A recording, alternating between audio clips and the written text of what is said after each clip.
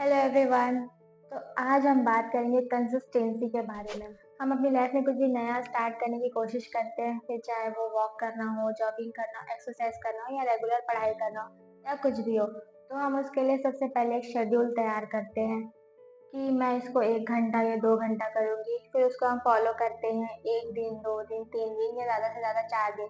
फिर उसके बाद हम सुबह उठ नहीं पाते या हमारा मन नहीं करता, तो उसमें गैप आने लग जाता है।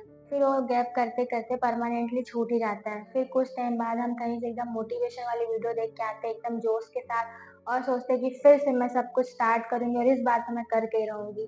लेकिन 2-3 दिन ही फिर से करते हैं, उसके बाद फिर से छूट जाता है वो।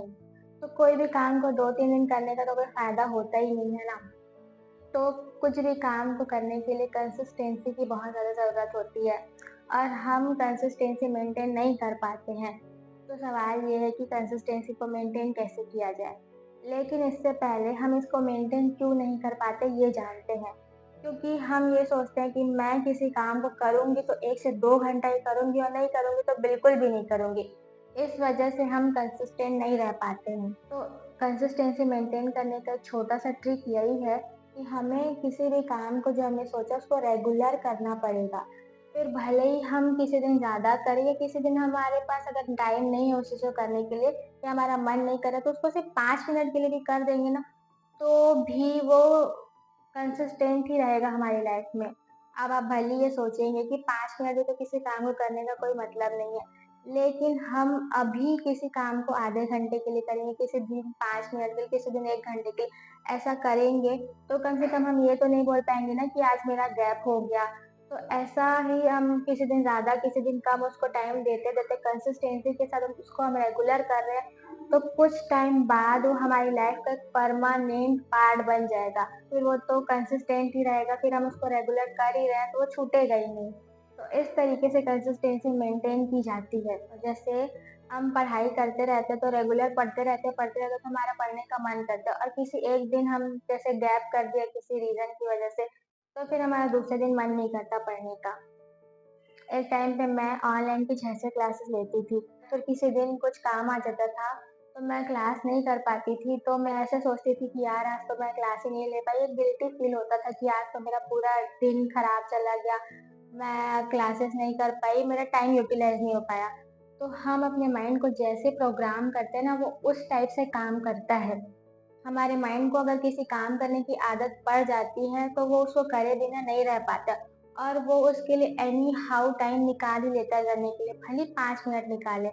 तो जैसे कि मैं किसी दिन नहीं कर पाती थी ज़्यादा क्लासेस अटेंड, तो मैं रात को थोड़ा लेट तक और पढ़ती थी ताकि मैं उसको मेंटेन कर पाऊँ या नहीं भी कर पाती थी, तो कम ज़्यादा से ज़्यादा करने की कोशिश करती थी क्लास अटेंड, ताकि कम से कम मेरा टाइम कुछ तो यूटिलाइज़ हो, वो दिन पूरा खराब तो ना जाए।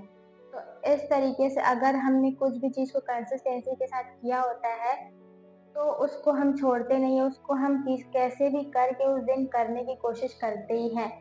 तो कंसिस्टेंसी मेंटेन करने के लिए हम उसको थोड़े से भी शुरू करेंगे ना, तो भी वो हमारे लिए वो ज़्यादा टाइम तक रहेगा। ऐसा नहीं सोचना है कि करेंगे तो 1-1 घंटा ही करेंगे और नहीं करेंगे तो नहीं करेंगे। ऐसे में कंसिस्टेंसी मेंटेन नहीं हो पाती है।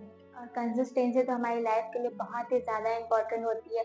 अगर कोई इंसान अपनी लाइफ में सक्सेसफुल होता है, तो वो कंसिस्टेंसी के कारण ही होता है।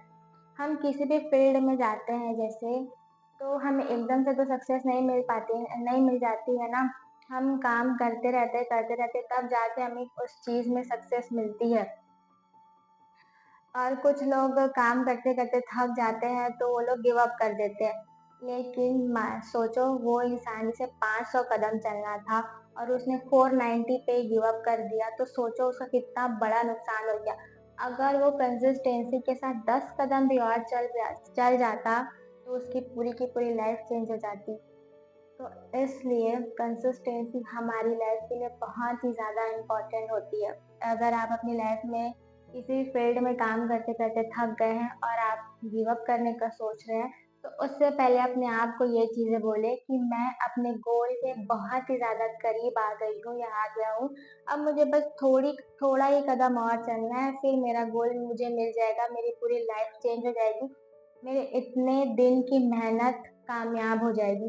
बस इतनी चीज़ें अपने आप को बोलें और कंसिस्टेंसी के साथ काम करते रहें।